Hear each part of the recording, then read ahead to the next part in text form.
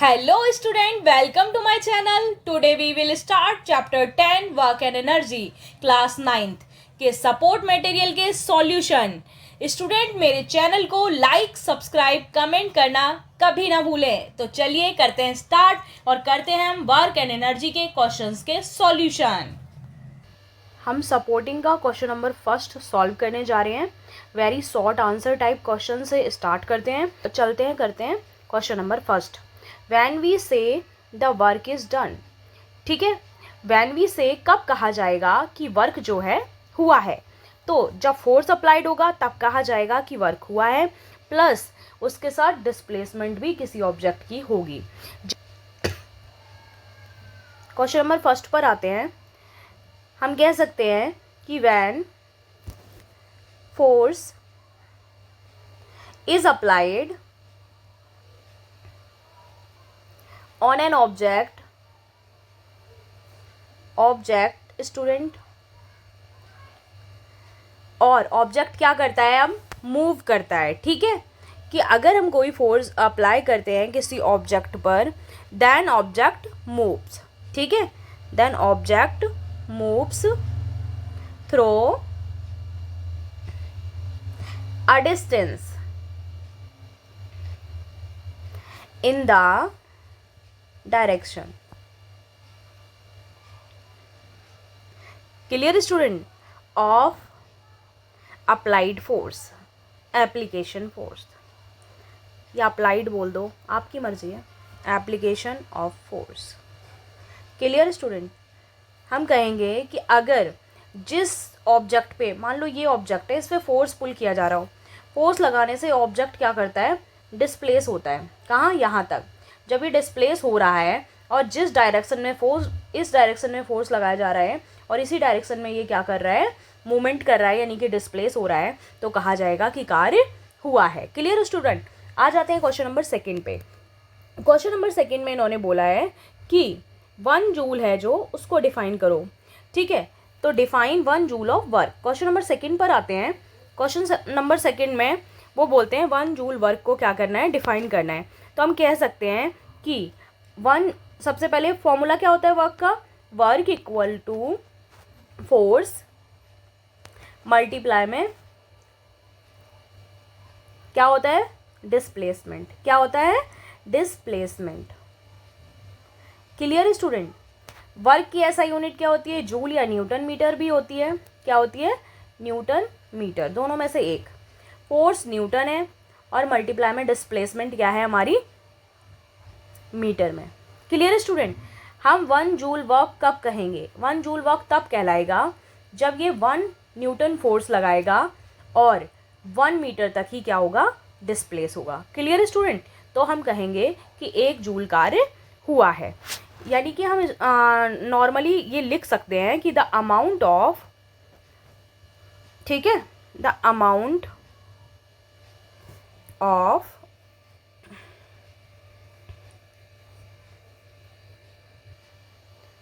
the amount of work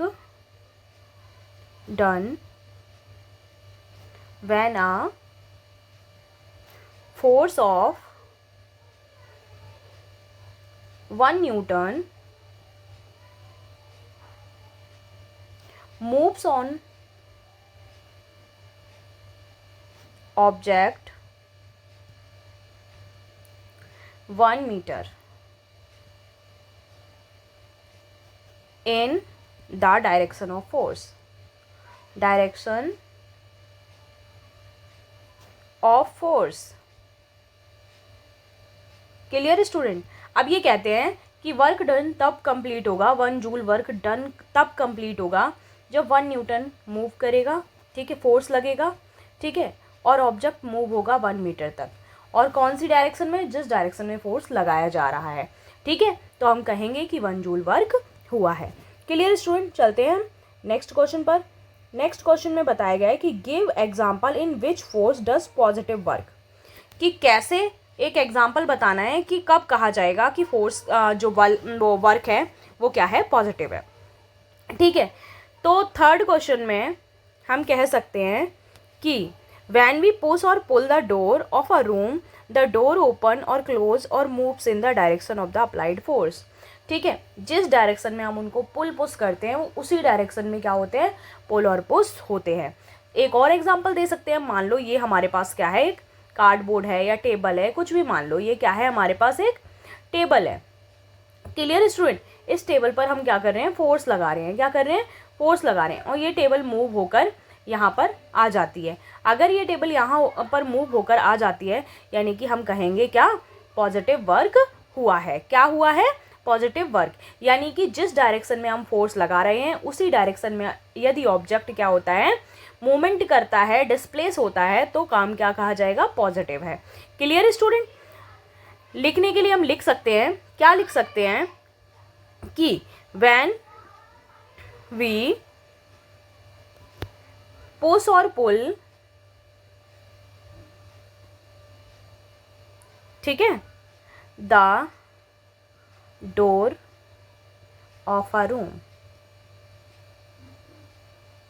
ठीक है, door open और क्लोज और move in the direction of the applied force. Clear student, next question पे चलते हैं, क्वेश्चन नंबर 4 पे। उन्होंने बोला है give an example which a force does negative work. एक एग्जाम्पल देकर बताइए, अभी पॉजिटिव पूछा था, अब वो पूछ रहे हैं नेगेटिव वर्क क्या होगा। तो नेगेटिव वर्क का एग्जाम्पल है कि अगर हम किसी भी ऑब्जेक्ट को फोर्स लगा रहे हैं जिस डायरेक्शन में, उसके अपोजिट डायरेक्शन में वो क्या हो रही है, डिस्प्लेस हो रही है, देन हम कहेंगे कि वो क्या है, नेगेटिव फोर्स है। क्लियर स्टूडेंट, तो हम इसका एक एग्जांपल लिख लेते हैं नेगेटिव वर्क का, ठीक है, जो क्वेश्चन नंबर 4 में हमसे पूछा गया है। ठीक है, तो when we push a book to just a distance,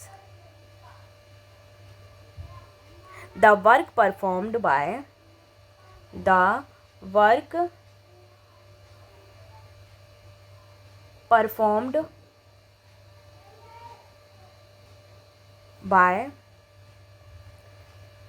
the frictional force will be negative। ठीक है, ये बोलते हैं जैसे कि कोई कार है, कोई बाइक है या कुछ भी है, अगर हम उसको पुल या पुश करते हैं या फिर हम आगे चला कर ले जाते हैं, या बुक अगर हमारी ज़मीन पर रखी हुई है हम उसको पुल या पुश करते हैं, तो सामने से जो फोर्स लगता है वो फ्रिक्शनल फोर्स होता है और वो क्या होता है, नेगेटिव होता है। ठीक है, और हम एक बात और भी कह सकते हैं, अगर कोई गाड़ी हमारी कार है या कुछ भी है ख़राब हो गई है और हम उसको क्या करते हैं, कुछ दूरी तक धक्का लगा कर ले जाते हैं, बाई चांस, ठीक है, हम क्या कर देते हैं, अपना हाथ हटा देते हैं, तो वो जिस पॉइंट से आगे ले जाई गई थी उस पॉइंट से भी पीछे आ जाती है। तो उस पॉइंट से जब वो पीछे आती है, जैसे कि वो इस पॉइंट पर थी और हम उसको धक्का लगाकर इस पॉइंट तक ले गए, ठीक है, गलती से हमारा हाथ हट गया वहाँ से, तो उसने क्या किया, वापस बैक किया, और बैक किया तो वो क्या हो गई, यहाँ तक वापस आ गई। यानी कि जिस पॉइंट से उसको आगे की तरफ हमने धकेला था या फोर्स लगाया था वो उस पॉइंट से भी पीछे आ गई, यानी कि तब भी हम कहेंगे कि जो वर्क है वो क्या है, नेगेटिव है। क्लियर स्टूडेंट, तो ऐसे वर्क क्या होते हैं, नेगेटिव होते हैं। ठीक है, या किसी वॉल को हम पुश करते जा, एक सेकेंड,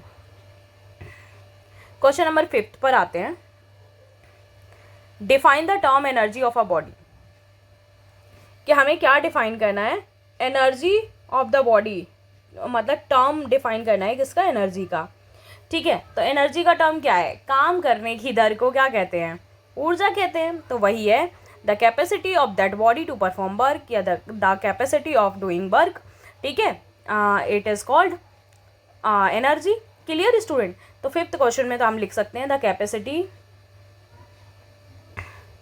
जितने भी काम करने की हमारी क्षमता है वो क्या है, हमारी एनर्जी है। ठीक है, और एनर्जी क्या होती है, एक फॉर्म से दूसरे फॉर्म में ट्रांसफ़र होती है, काम करने पर काफ़ी सारा क्या हो जाती है, वो डिक्रीज़ होती जाती है। ठीक है, और फिर कहाँ से मिलती है हमें, सन से मिलती है, फूड से मिलती है, ठीक है, इन सब से हमें क्या मिलती है, एनर्जी मिलती है, परफॉर्म वर्क, ठीक है, या डूइंग वर्क, कुछ भी लिख लो आप, आपकी मर्ज़ी है। ठीक है, आगे चलते हैं, यानी कि हम कह सकते हैं amount of energy a body has is equal to the amount of work it can do when its energy is released. Clear, जितना हम काम करेंगे उतनी एनर्जी हमारी अमाउंट में क्या होती जाएगी, कम होती जाएगी, यानी कि जितना हमारे पास एनर्जी है उतना ही कार्य हम काम कर पाएंगे। ठीक है, क्लियर है। आगे चलते हैं हम क्वेश्चन नंबर 6 पर। क्वेश्चन नंबर 6 में उन्होंने पूछा है कि राइट द यूनिट्स ऑफ, इनकी यूनिट बताइए या ऐसा यूनिट बताइए, ऐसा भी बोल सकते हैं हम। ठीक है, तो इनकी जो यूनिट्स है वर्क की वो क्या है, मैंने अभी थोड़ी देर पहले भी बताई थी। यूनिट क्या है, जूल है। क्या है, जो फर्स्ट ए पार्ट है उसमें वर्क की यूनिट पूछी गई है तो जूल। Clear student. एक और है इसकी न्यूटन मीटर। हम दोनों में से कुछ भी एक लिख सकते हैं, ये इसकी यूनिट है। बी पॉइंट में पूछा गया है कि एनर्जी की ऐसा यूनिट क्या है, तो एनर्जी की ऐसा यूनिट भी क्या है, जूल है। Clear student. तो पावर की ऐसा यूनिट क्या है, अब वो सी पार्ट में पूछते हैं। ठीक है, सी पार्ट में पावर की ऐसा यूनिट, तो पावर की ऐसा यूनिट क्या होती है, वॉट। विगर यूनिट पूछी जाए तो किलोवाट बता देना। और हमारी जो इसकी एनर्जी की भी विगर यूनिट पूछी जाए तो क्या है, किलो जूल। क्या है, किलो जूल। एक सेकेंड स्टूडेंट, क्या है, kilo joule. Clear student. Next question पे आते हैं, क्वेश्चन नंबर 7 पे। क्वेश्चन नंबर 7 में पूछते हैं वो डिफाइन पावर, यानी कि डेफिनेशन बोली है डायरेक्ट पावर की, तो the rate at which work is done, वो रेट जिस रेट से वर्क क्या होता है, डन होता है, वर्क इज डन। और एनर्जी इज रिलीज्ड या इज ट्रांसफर्ड। Clear student. तो ये क्या है, हमारी पावर है। नेक्स्ट क्वेश्चन पे चलते हैं, डिफाइन 1 वॉट एनर्जी। ठीक है, क्या पूछा गया है अब, डिफाइन 1 वॉट एनर्जी। तो 1 वॉट एनर्जी क्या है, तो क्वेश्चन नंबर 8 को स्टार्ट करते हैं हम। इसमें भी डायरेक्ट डेफिनेशन पूछी गई है, तो अ unit of power that measures the rate of energy transfer over a unit of time, it is called 1 watt। Clear student.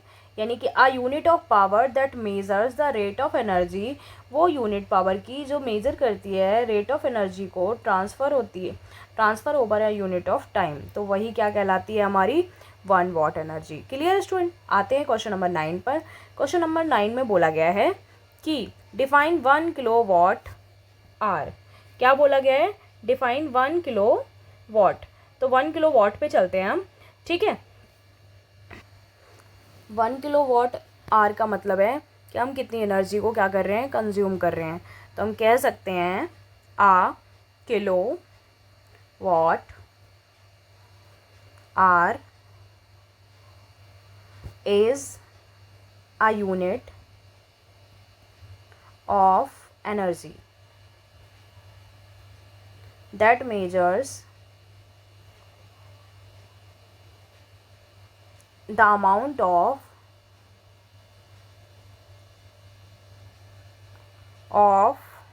energy consumed by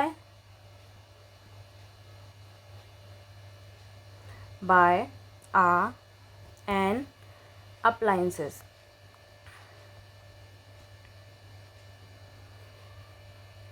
using 1 kilowatt of power for 1 hour।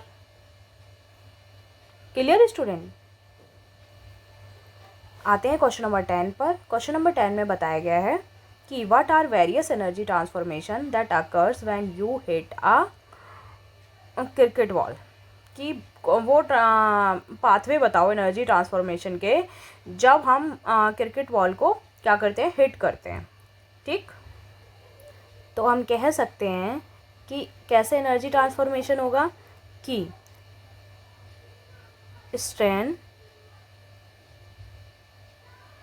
Energies of both ball and bat, दोनों ने energy को क्या किया, strain किया, ठीक है। तो strain energies of both ball and bat, clear. Sound energy a small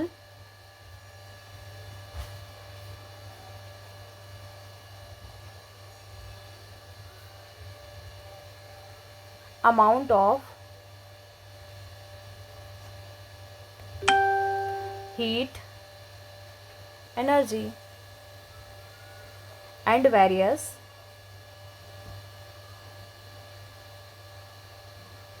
other negligible form of energy, clear student, कि बैट और बॉल दोनों पर एनर्जी फॉर्म हुई, और सबसे पहले कौन सी एनर्जी फॉर्म हुई, काइनेटिक एनर्जी। काइनेटिक एनर्जी किस में चेंज हुई, साउंड एनर्जी में, और साउंड एनर्जी और हीट एनर्जी को भी महसूस किया गया, और जो अदर वेरियस एनर्जीज थी वो क्या थी, नेग्लिजिबल।